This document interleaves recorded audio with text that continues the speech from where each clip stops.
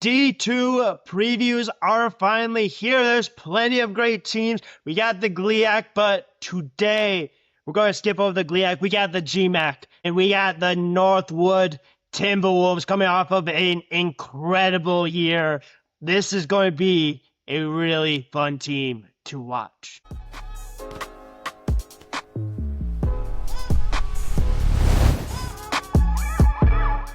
This is a team coming off of a great year. They are coming off of their first playoff appearance in a long time. And they're currently led by head coach Dustin Buer. Sorry if I mispronounced your name, but I think very highly of him. I think he is not only one of the best young coaches in D2 football in the state of Michigan, but I truly think he's one of the best coaches in Division II altogether. Wherever he has gone, he has won. He has the right, not only culture, but right mentality when it comes to playing the game of football. He started at Albion, won at Albion. Now he's doing that same exact thing at Northwood. He is a guy that builds a culture of winning. He's a guy that builds a culture of continuity. And this is a team that has absolutely shown that, especially last year. They did something where they hadn't done it in a while. Beat SVSU. They did something they haven't done in a long time. Like I mentioned, go to the playoffs. Yes, they did get beat by Ferris State by quite a bit, but I don't think anyone was surprised by that because Ferris State did that to everyone. Ferris State is an absolute dynasty. But this is a team that has high expectations for this upcoming year, and rightfully so. You look at the team, you look at the guys that this team has returned. And it truly starts with Ethan Hamby. He had 23 touchdowns to 1 interception last year. Threw for over 2,300 yards. And guess what? Those receivers are coming back. A lot of them are coming back. You talk about Lake Boost, Case Boost. The brothers are coming back. I think they're going to take another step this year. You also have Hudson Gerstacker. You also have Jake Townsend.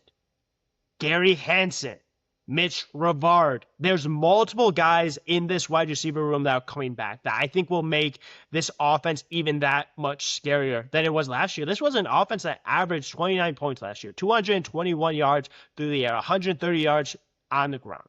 This is an offense that when they got going, especially when they got the ball to their playmakers, this is an offense that was a ton of fun to watch. This was an offense that put up a ton of points that truly made it difficult going up against this team. Now, Sam Dersha is no longer returning. Obviously, he graduated last year. He did have an impact. He did have over 200 yards on the team. There's going to be someone that's going to have to step up. But I think there's going to be multiple guys. And you had tight ends. Luke Woodett coming back. He had a couple of receptions last year. I think he's going to be a part of this offense. And then you also have to look at what this offense is going to be running the ball. And I think overall that's going to be my biggest question of this team is who's going to take over for Devin Brown. Devin Brown was a senior last year. He's not going to be back.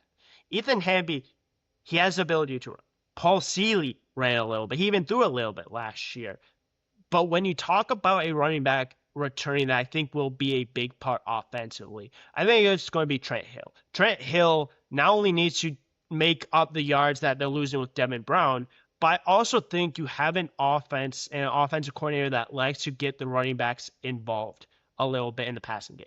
We have seen Trent Hill get a little bit involved there. I think he's going to need to catch a few passes. I believe Devin Brown had like 21 catches last year. If you can get close to that, if Trent Hill can take over really that starting spot, that is going to be massive for this offense, especially for one that averaged 130 yards last year. But that's just offense. What truly makes this team different, what makes this culture that Coach Buer has formed so successful is not only the style of offense that they play, that they like physicality, that they like grind out type games, that they like big plays, that they can put up a ton of points, not only through the air, but on the ground as well. But it's also the defense. This is a defense that averaged 20 points last year. Yes, they're losing Cole Simpson, and it is going to be a very, very difficult player to replace. Cole Simpson was incredible to watch. But you still have Avari Thomas. You still have Michael Woods. You still have Isaiah McGarry. You have Joel Lathers. I think Joel Lathers is absolutely primed to have a massive year. He has been voted and given the number 0, which is something that one player gets. That just shows you what Joel Lathers not only means to this defense, but means to this team as well. I think Joel Lathers absolutely deserves the number 0. I think he's going to be an incredible leader. I think he is an incredible linebacker. I'm really excited to see what he does this year. You also have Lorenzo Alfred as well coming back. There's multiple guys in the secondary that will be back for Northwood this year. Now, defensive line, you have a guy like Charlie Lovell. Didn't have a ton of sacks, only had 1 sack last year. But there's guys on this defensive line that were impactful guys that have a possibility of coming back. Now, they're going to lose a couple of those guys as well from graduation. But this is a defense that had multiple guys making an impact. This secondary, I think, is going to be a ton of fun to watch. You're really just going to have to see what this defense is going to be like. I think they're going to be absolutely hard hitting. I think they're going to play with a ton of effort. I think they're going to continue to be really, really good. Offensively, there's more known quantities there. But defensively, there's still a lot of playmakers on this team. And this is a team that will absolutely be in the running for the GMAC this year. They are currently voted number 2. I believe Ashland is number 1. I think that's exactly right. I think this is a team that should absolutely be in conversation to win the GMAC. I'm actually going to project them to win the GMAC. That's how highly I think of this Northwood team. And I think they're going to be able to really start out really well. They're playing Wayne State to start the year. Obviously, the SBSU game. Really, the only game that you're going to have to keep an eye on for is obviously the away games, right? Finley, Tiffin, Ashland. Thomas More was a close game last year. There's going to be some home games that will obviously in conference be massive. That will be closer than people expect. But if you're able to go on the road and win these games, you're going to win the GMAC. You're going to be in a conversation for a playoff. And this is a team that's ranked 23rd in the country right now. And I think absolutely rightfully so. That's a big reason why they're coming off of a playoff with a ton of momentum. I think Northwood's going to be a ton of fun to watch. And I think this offense is going to get going pretty quickly. I think defensively, you're going to see some stout play. I think they're going to be able to force a ton of turnovers.